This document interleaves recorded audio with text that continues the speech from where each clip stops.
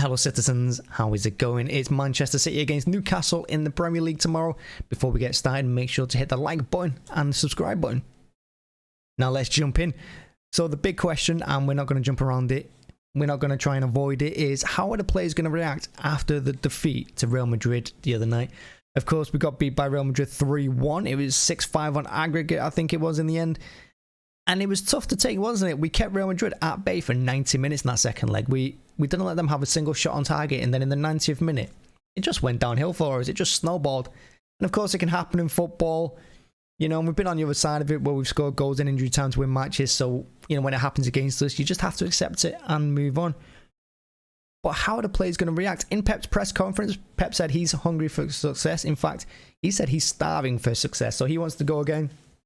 And of course, he said in the press conference that, you know, the players are determined to win games. You know, that they're going to come back and, you know, fight for the Premier League, fight till the end.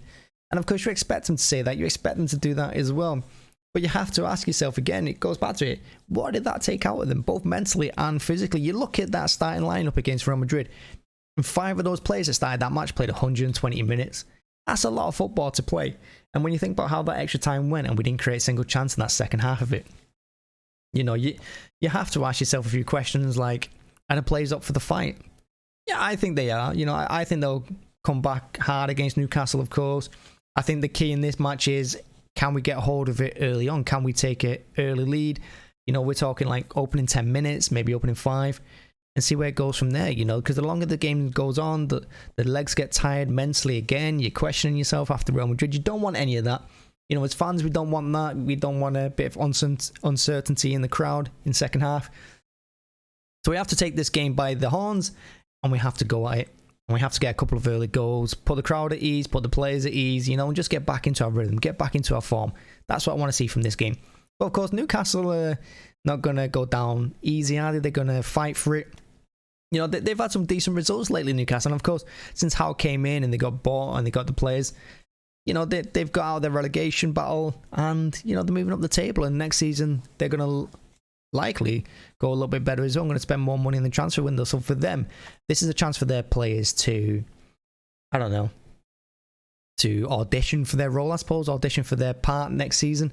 And I think they're doing a pretty good job. Now, of course, their danger man of St. Maximan, you know, got to keep him at bay without Walker, because Walker looks like he's going to be a doubt. Pep rushed him back from Real Madrid. Was that the right decision? Yeah, I think it was. Even in hindsight, getting knocked out, him going off in the 60th minute, I think we all wanted to see Walker play in that game. You know, you couldn't have played slower fullbacks against Vinicius Junior game and kept them to 0 shots on target. I don't think that would have happened. So I think rushing Walker back was probably the right decision, but it could cost us in the next few games. It could do.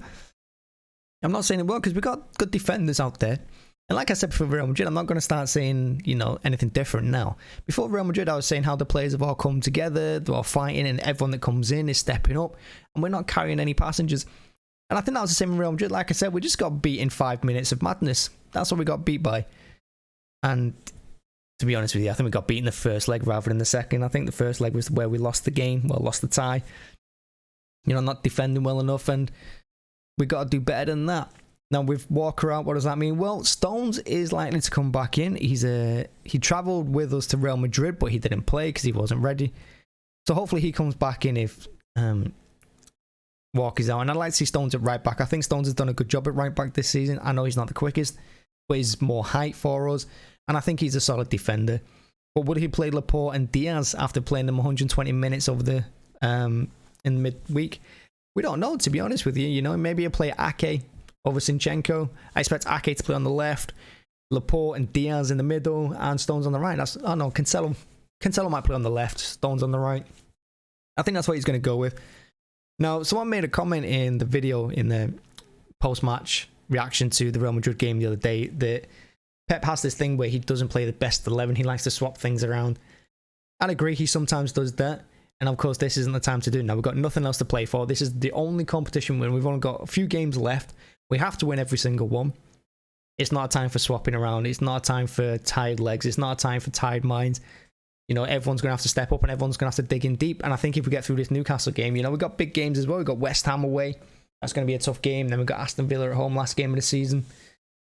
So the players have to pick themselves up quick, and they have to do it now. Bernardo, Silva, Foden, I'd expect them to play as well, because they're the kind of players, you know, they have quick recoveries, they can run all day, every day. So I expect them to play. I'm expecting Grealish to play in this one as well. I know he came on against Real Madrid, and he had 2 glorious chances against Real Madrid as well, and he didn't take one. If he'd taken one, we'd be through. And, you know, it'd be a different kind of outlook we'd have on this weekend. But Grealish will probably play. Jesus might play as well. He took Jesus off as well, which I was surprised against Real Madrid as well, because I thought he was having a good game. I know he'd probably ran himself into the ground, but so did Bernardo, so did Phil. Well, maybe Jesus plays in this one on 9. Phil probably likely to play. And maybe if he doesn't play Grealish, he's going to go Sterling. And I don't know if Sterling's the answer, because I never remember the last time Sterling scored, because I can't remember. Was it Burnley? Did he score against Burnley, or did he get 2 assists? I don't even remember. But yeah, it's interesting who he's going to play, isn't it? And you want him to see him play top 11. I mean, the good news is that when he took De Bruyne off against Real Madrid, De Bruyne wasn't injured. Again, is baffling, isn't he? He takes off our best player, probably the best player in the world against Real Madrid, to try and shop with Fernandinho. Well, I think he brought on Gundogan for him, but fact still remains, I don't think he's going to play Gundogan in this. You know, I think he's going to play De Bruyne, Bernardo. He'll play Rodri, of course. But again, he played 120 minutes as well, didn't he? So, you know, that Real Madrid game, I don't know. It all comes down to what do you think. I'm actually torn for you. You can probably tell I'm actually torn to who he's going to play. But again, if it's me, you play Edison, despite the fact people are questioning whether he's a good goalkeeper or not. You play Stones at right back, Cancelo at left, Laporte, Diaz in the middle. You play De Bruyne, Rodri, Bernardo. You play Foden. You play Jesus. And yeah, you probably play Mahrez as well. That would probably be the team I go for. I think that'd be our best 11 against Newcastle. Well, what's Pep going to do? That's the question, isn't it? What is Pep going to do? But yeah, we got no new injuries, boys. Like I said, the only big doubt we've got really is Walker. Everyone else, I think, should be back. And it's just a case of have they got the legs for Sunday? I'd like to think so. Anyway, that's my match preview. Thanks for watching. Thanks for checking it out. And I will be at the game tomorrow. Let me know if you're going. And let me know what you think the score's going to be. I'm going to call it... I'm going to say 3-1 to City. I'm going to say we're going to get a couple of early goals. We're going to chill out a little bit in second gear in the second half. They're going to get a goal back. And then we'll score again. That's my prediction. Thanks for watching. See you again. And if you go to the game, let me know. Say hi. Bye-bye.